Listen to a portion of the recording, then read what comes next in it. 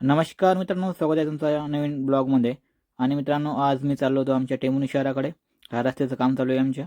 विषय होता की आज टेमुनी शहरामध्ये कुस्तीचं आयोजन करण्यात आलं होतं.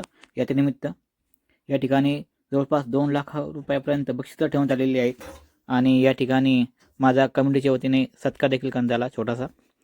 यानंतर मी पोहोचले मुक्तार शेठ यांच्या कापूस केंद्रावरती. या ठिकाणी मी कापूस दिला होता. कापसाला भाव भेटला फक्त मित्रांनो 71 रुपये नगदीमध्ये. खूप कमी भाव आहे कापसाच्या यावर्षी. आणि त्यानंतर मी परत समोर आमचे मित्र होते विजय पर्सन यांना भेटलो मी.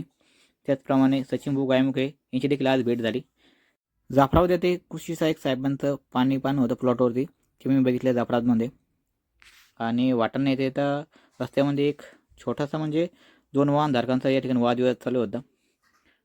त्यानंतर मी आलो आहे आपल्या टेंभुर्णीमध्ये आणि सध्या यात्रा चालू होती. हे भले मोठे पाळणे तुम्ही बघू शकता. आणि त्याच्या बाजूलाच ही कुस्ती स्पर्धा चालू होती. जी दुपारची चालू होती तिला या ठिकाणी रात्रीचे 8 वाजले तरी देखील ही स्पर्धा चालूच होती.